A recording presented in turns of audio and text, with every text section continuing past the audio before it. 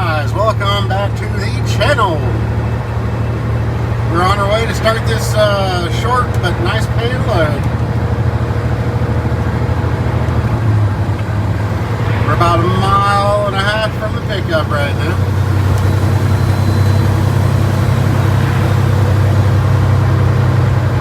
Down here in the Roanoke.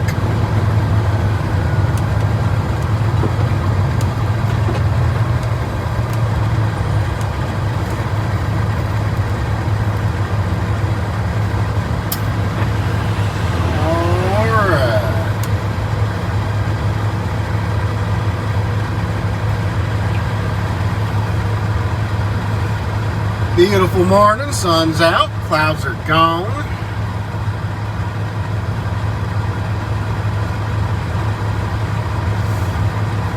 It's about 52 degrees and we'll get them out. Oh, that's the wrong channel. Never mind. Please tell me I'm not the only one on here that watches that channel.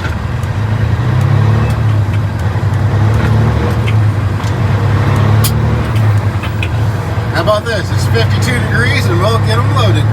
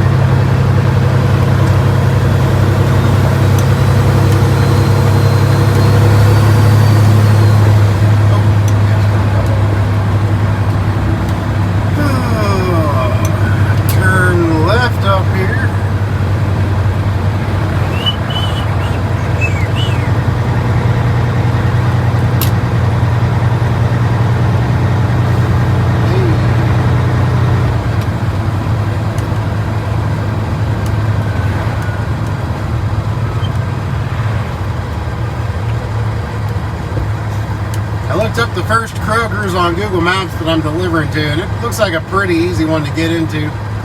So that's a good thing. Good.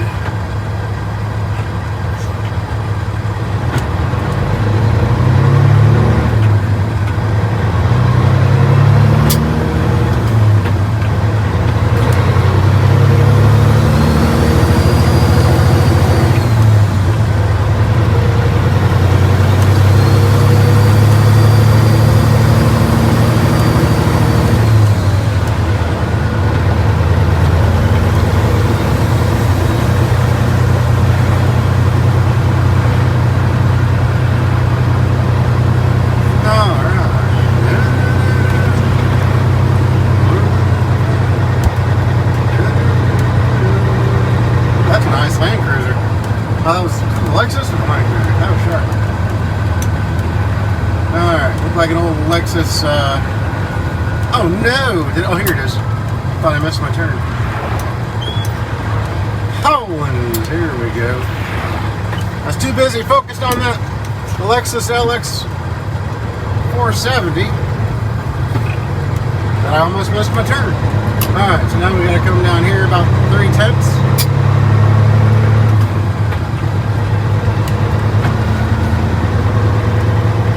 3330 Holland. Oh, that sun is in a beautiful spot. Alright then. Yeah, right off the hood of the truck too. Holy cow. Alright. I think, am I going to the place on the right? Yeah. There, I think that's where I'm going. How do I get there?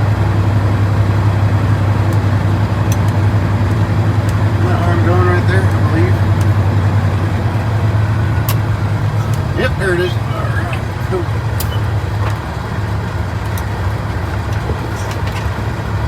Kind of a tight little turn here.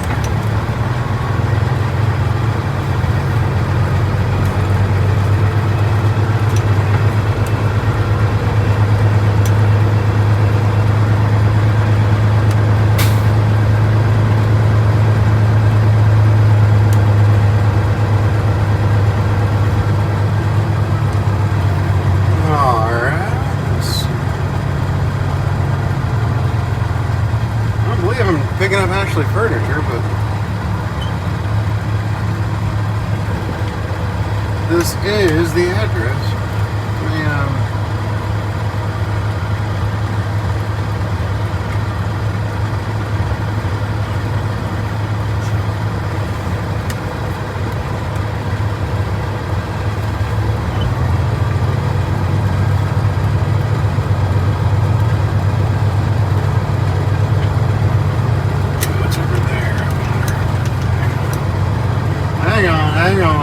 Let's go over here and see what we got.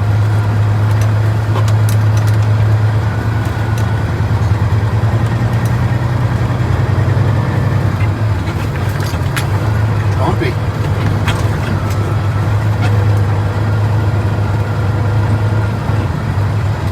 Oh, there you go. Oh, those little trailers tricked me.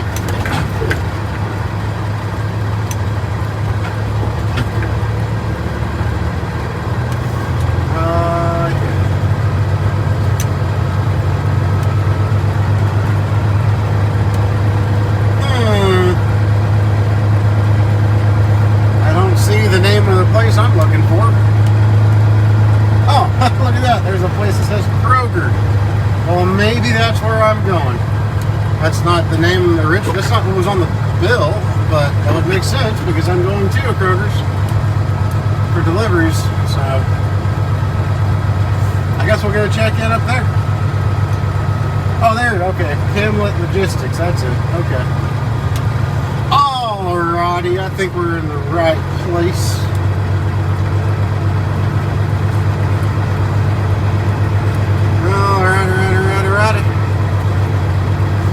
Right next to that Party Blue Peterbilt. I just gotta go find where we check in.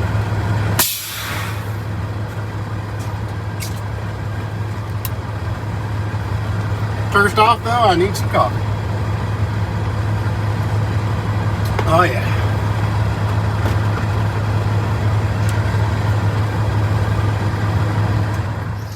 All right, so apparently Coyote doesn't know what they're doing when it comes to picking this load up. I've been to 2 different spots here, including the one that's on the Raycon, and neither one of them is the right place. I went to the place that said Kroger's. That's not the right place for pickup. So they pointed me in the right direction for the seasonal stuff, so let's go check it out. All right, so now I've got to go back towards Ashley Furniture.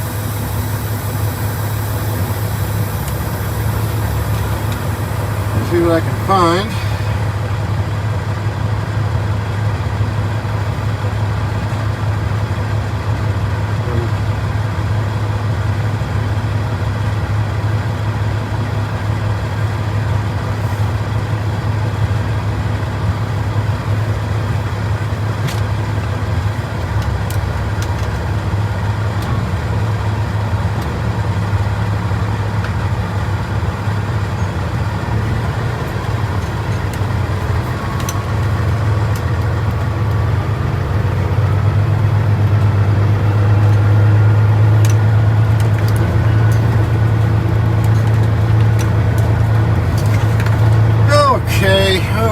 Yeah, so I went into the first place, and the lady looked at me like I was crazy. And I gotta wait for this truck to come through. She looked at me like I was crazy, and she's like, "Oh, you're in the wrong warehouse." She's like, "I just handle Volvo parts." And I'm like, "Oh, well, I don't drive a Volvo, nor do I own a Volvo, so I guess I'm in the wrong place." So then she pointed out the fact that there's that Kroger's place right next to there. So she said it wasn't the first time it's happened. So I went over there, and they're like, "Oh, you're in the wrong place." And I'm like, "But it says Kroger's." So they're like, "Yeah," they're like, "the seasonal stuff you got to go pick up over in this warehouse." It's all in the same complex. It's all the same campus area. But it's just kind of like, what the heck, man? What the heck, mate? So now I gotta go, I see it. Oh, there's a bump. There's a green building right there just past Ashley. And that is where I gotta go. How do I get, hey now. The question is, how do I get in there? Let's see. I think. Is that a loading dock right there, I guess? Or... Huh, let me see here. Oh, look, there's even a Kroger's trailer. Alright, let me see here. Oh, wait a minute. I think I might. I'm trying to scope this out a little bit here.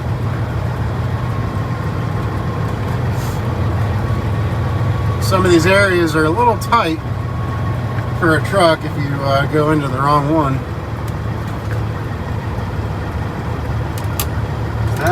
That might be it right there.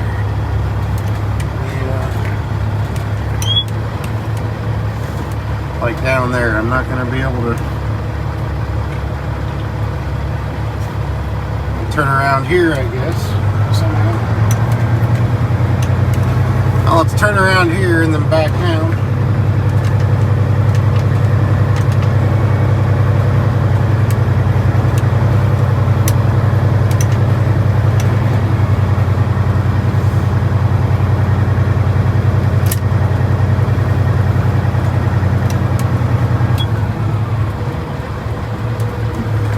Kind of, yeah, interesting.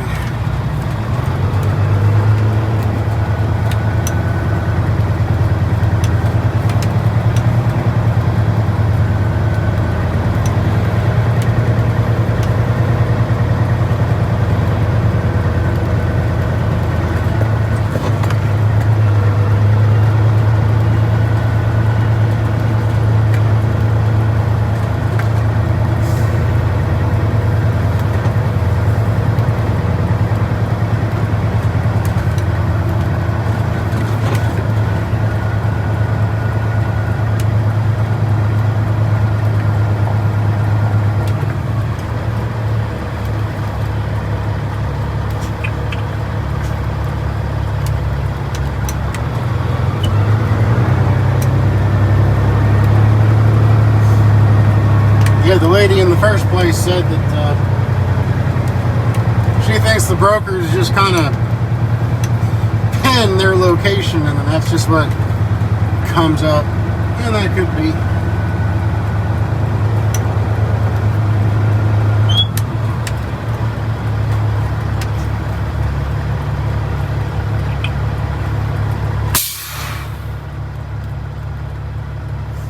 Alright, we'll go see what we can find, I guess. Alright, I'm in the right place now. Apparently there's a couple guys ahead of me, so they'll get loaded and then they'll throw it all on, throw my product onto my trailer. So I gotta slide my tandems.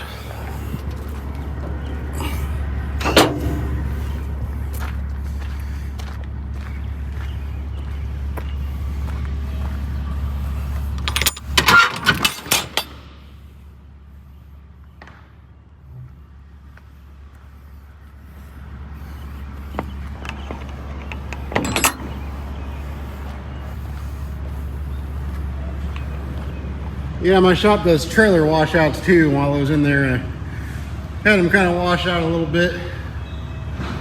I was getting some crustiness going on over here, so it looks a little better.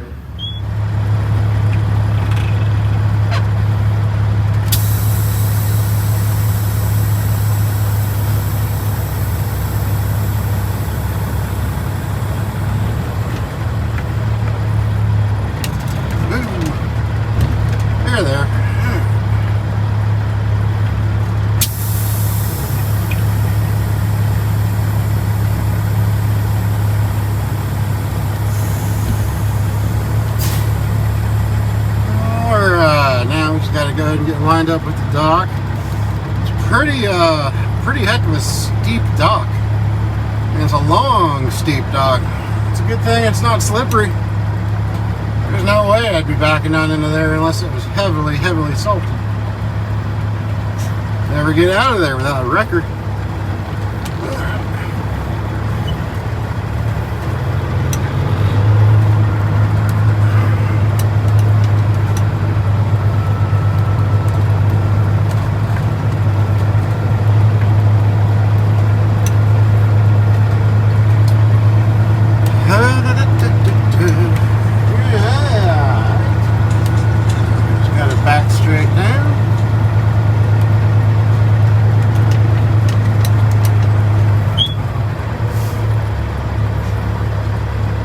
those loads that the broker gives you a half an hour earlier time for the time. So mine says 8:30, but it's actually a 9 o'clock appointment. And I'm here at like 7:50. But the loads, it's a short enough route that I shouldn't have any issues. I didn't really want to waste a whole lot of time on the docks here getting loaded because, you know, I got to make sure I have time to make all 3 deliveries today.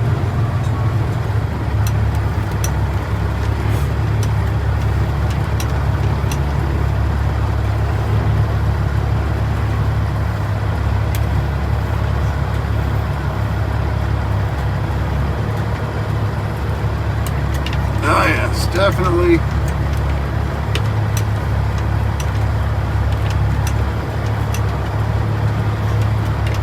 This dock is so steep that I can barely even see the truck that's down there in my passenger mirror, because he's so much lower than I am at the bottom of this dock.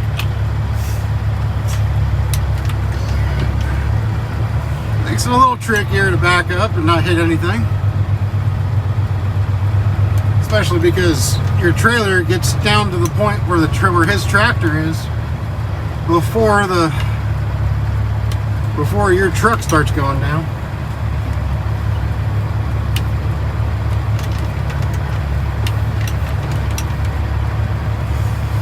Oh, this is one of those docks that you want to ride your gear. Don't be pressing in that clutch any more than you have to, because it'll take off on you.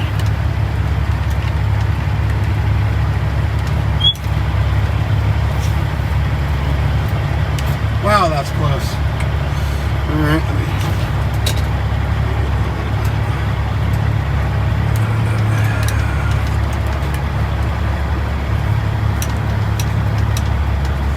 this is a pretty tight door.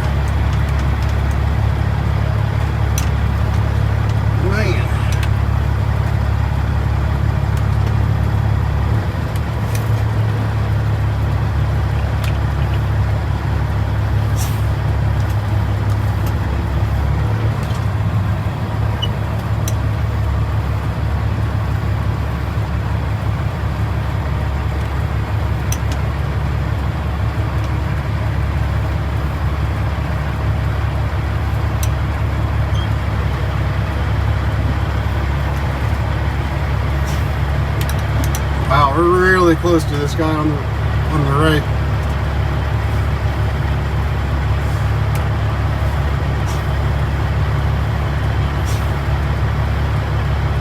Whee! You're real close. But I'm on the dock, good.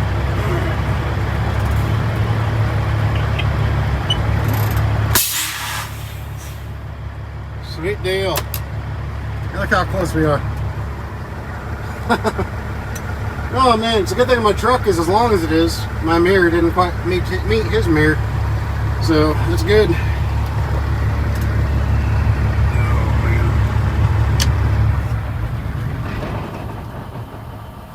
All right, here we are. Tell you what, I don't know if you guys believe in haunted warehouses, but if there's ever a haunted warehouse, this one's got the vibes for it. Super old.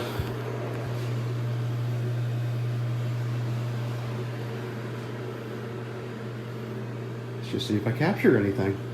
Doing a little ghost hunting. Yeah, see how much higher he is than I am? Yeah, like I said, it's a steep dock, which in itself can make it kind of tricky. If, like I said, if you don't use, or if you know, he's relying on his brakes too much. Of course, it might be it's probably an automatic, I guess, too. But you don't want to be pushing your clutch in a whole lot going down this hill. But when you have a clutchless automatic, it really doesn't matter. Man, Still can't believe how close we are.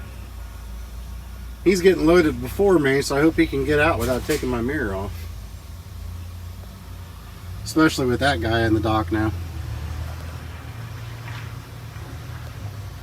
Holy cow, that is really close over there. Huh. Whew. That dog's like, what's going on, man? This is tight, man. Watch my truck, man.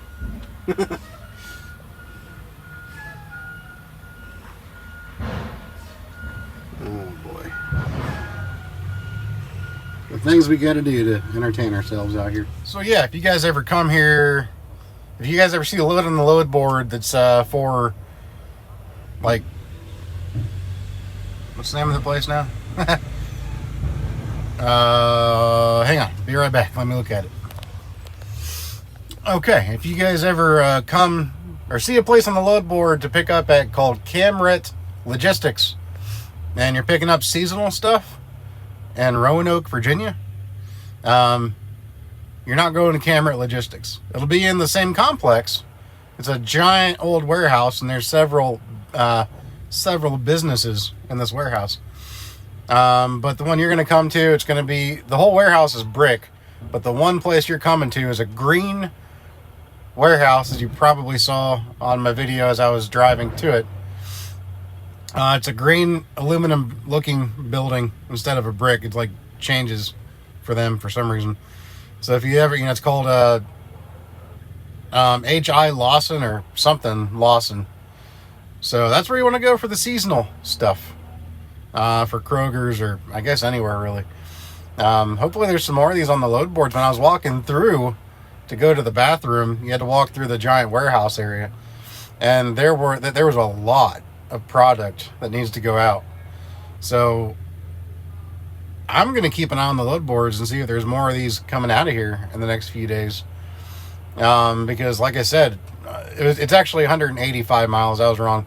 It's 185 miles total, but it's still like $12 a mile on 185 miles, 2,300 total. It might be a little bit of a headache. It's at a couple of the Krogers, but I mean, for that kind of pay, and it takes me back closer to Ohio, back closer to, I won't be too god-awful far from Columbus. And in fact, I've already booked a load, and that's only 140 miles, and I got that load for 1,100. So I'd say I'm doing pretty good on miles, on the rate per mile average right now. At least for loaded. I've deadheaded quite a bit, but it all still pans out really well, which makes the deadhead worth it. But this one won't be that much deadhead. Like I said, it's only going to be 90 miles to go pick that load up. Like I said, my main objective right now is, as far as loaded miles go, keep the miles, or keep, obviously get as much out of every load as I can. I mean, that's always the goal.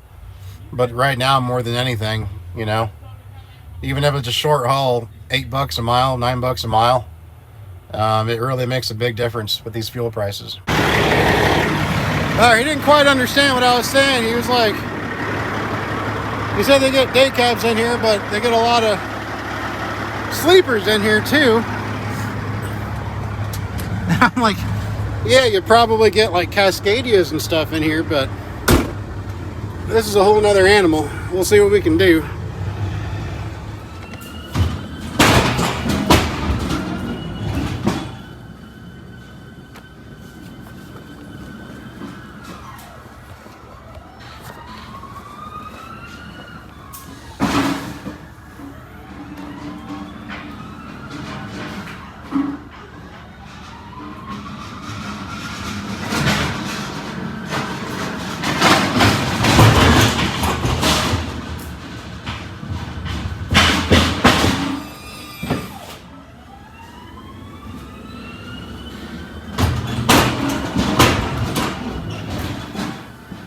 We got the bills signed. We got unloaded. That's our second stop.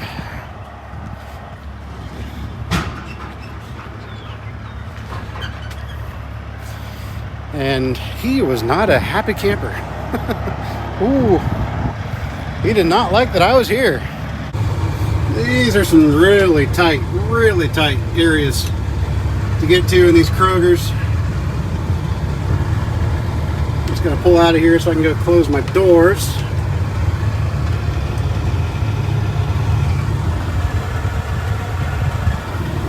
I mean, yeah, they're just incredibly tight. Alright. Gonna close my doors.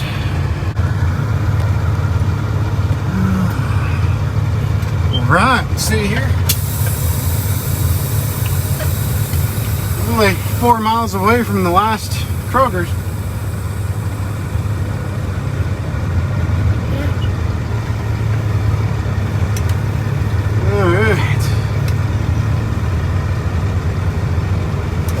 It was a lot tighter than this coming in the other way, though. Coming in the other way, it was narrower than this.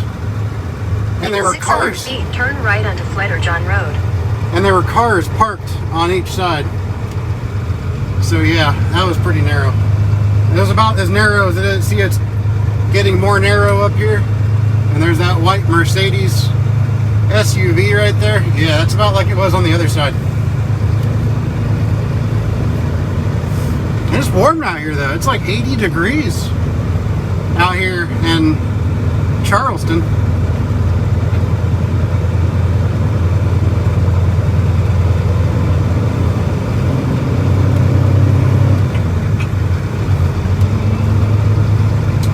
Well, at least that guy was smart enough to have his mirrors folded in. Turn right onto Flighter John Road, then turn left onto Emerald Road.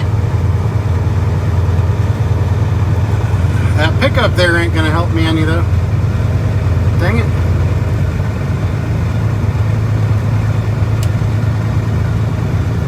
That's fantastic.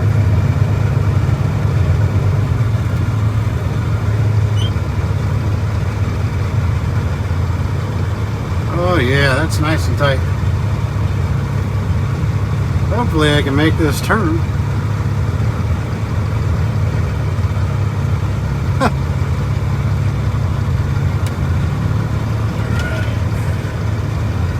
Wow. Well, that sucks. That Chevy right there, I can barely make this turn to get on the right side of this median. Wow. Okay. Yeah, this is the second stop right here. I got one more stop to do, and then I'll be done for the day.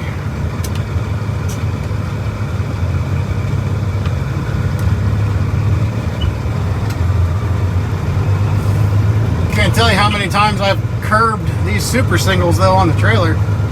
None of these places give you any room with a full-size truck to get around these corners. I can imagine with a day cab you'd have no problem, but 270-inch wheelbase Peterbilt, yeah, whole another ball game. Turn left onto Emerald Road, then turn left onto Corridor G South.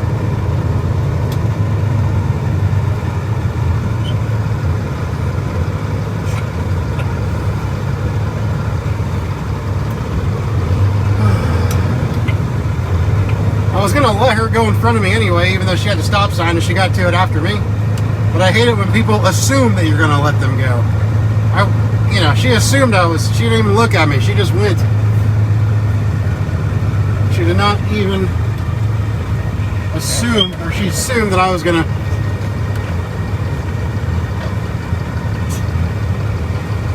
Alright, let's see. I always feel bad when I'm next to these guys that need money. Sometimes I never ever carry cash on me. Turn left onto Corridor G South.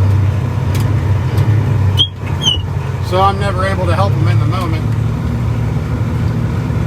Now when people are at truck stops, I've been known to buy them lunch and things like that, but I just never carry cash on me.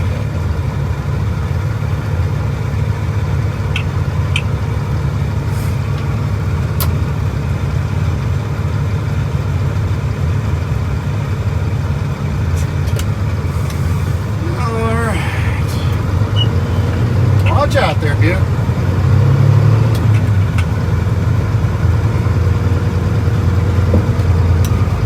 Continue on Corridor G South for 1.5 miles.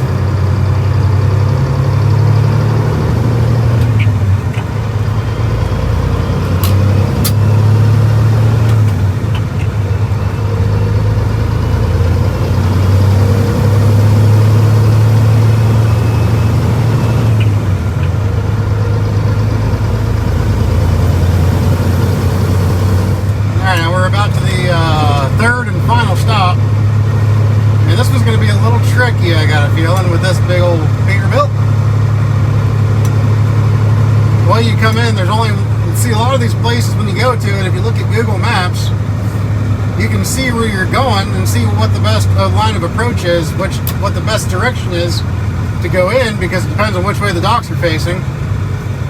You know, that's the way you go in. Well, here, there's only one way to go, so then you got to turn around when you get to the back. And I don't know how much room is going to be back there.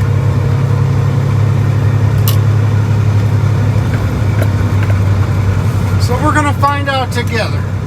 Like one big, happy, dysfunctional trucking family. Oh no. That's worse than I thought it was going to be.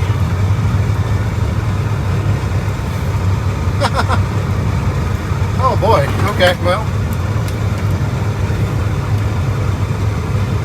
Yeah. There's no way to turn around here.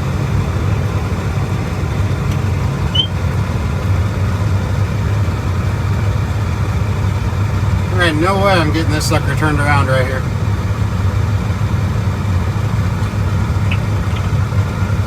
Probably looks like there's more room than there is on the camera, but there's really no room. That's a pretty shot of the river, though. But there is no room here to turn around. Let me try another approach.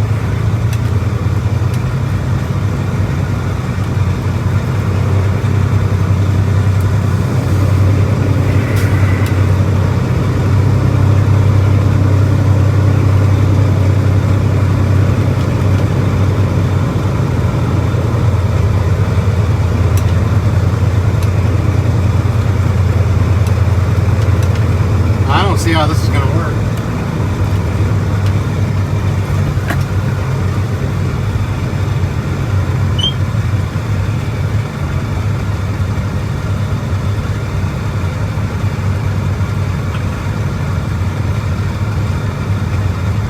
Oh man, that's super tight.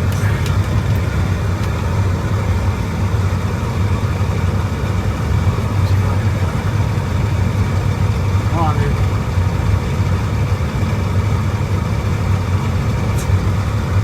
Huh. Yeah, these were definitely designed for day cabs. There's just no way I'm gonna get, there's no way I'm gonna get turned around here.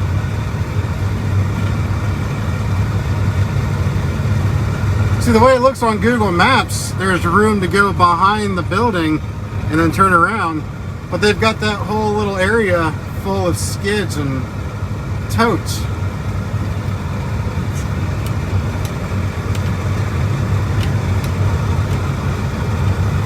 No way. There's no way I'm gonna get turned around right here.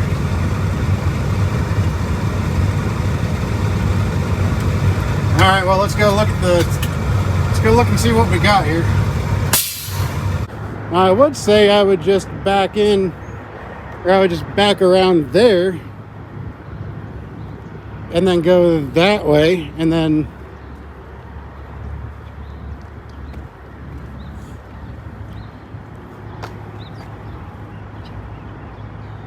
but I can't go over that curb.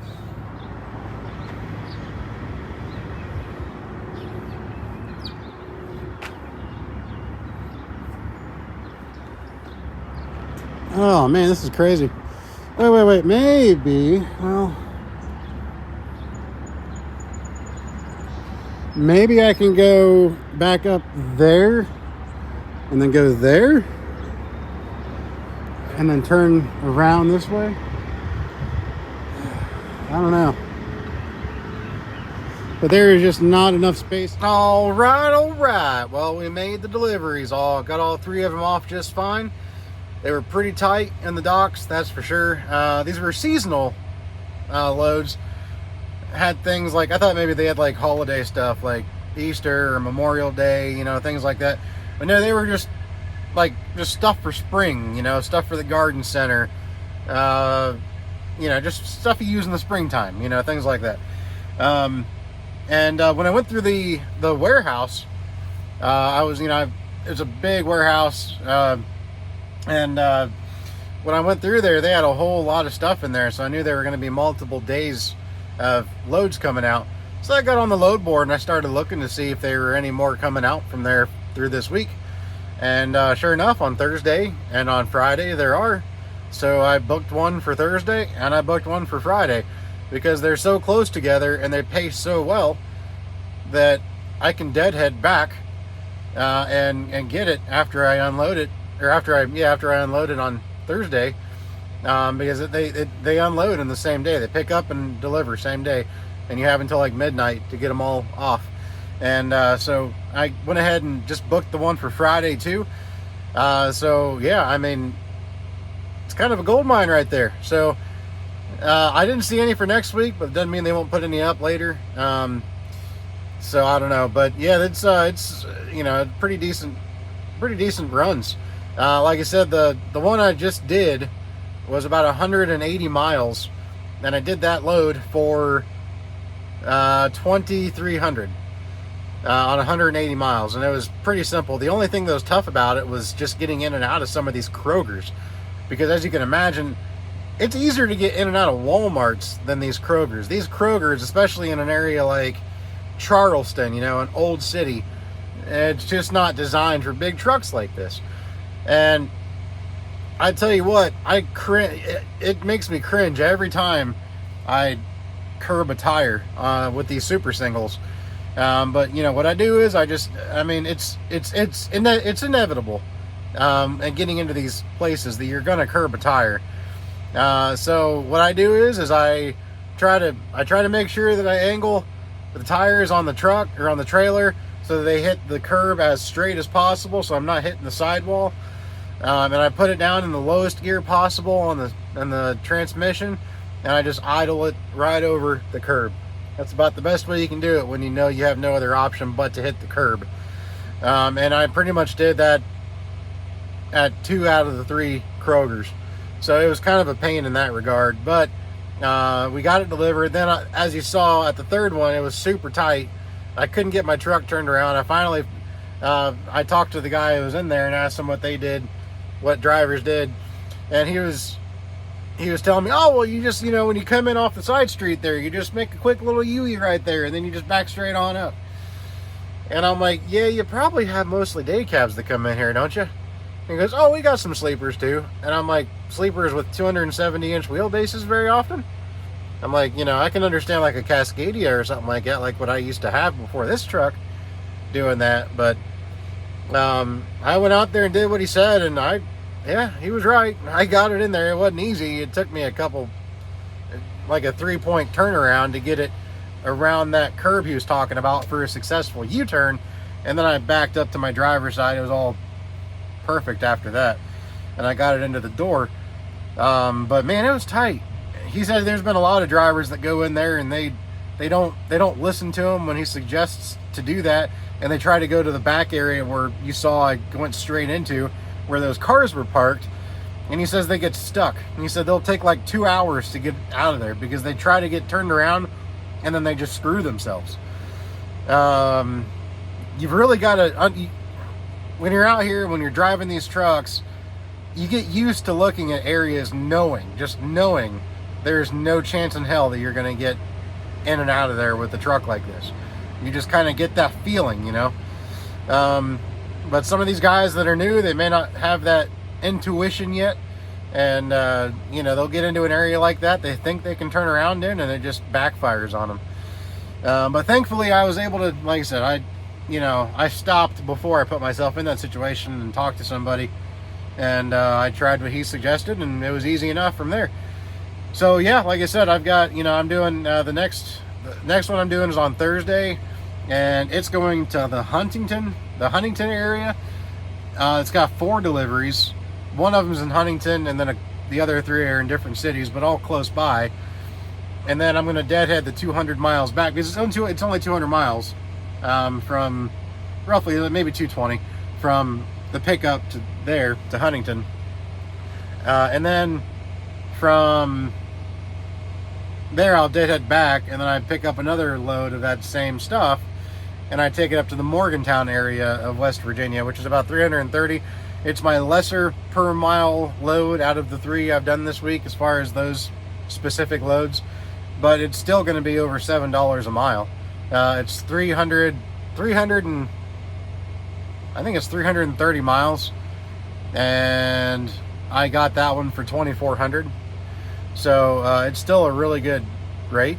They're light. They're like, it says on the rate, it says they're only 6,000 pounds, but from the feel of it, I'd say it's probably about double that, which still isn't bad. You're like 12,000 pounds, and judging by the gauge on my dash for the air suspension on the drives, it's not bad, you know. So I'll be able to do all of this mostly on 1 tank of fuel. I mean, that's pretty good. You're talking like the load I'm picking up tomorrow is all this is with Coyote, and the load I'm picking up tomorrow, and that one is $8 a mile.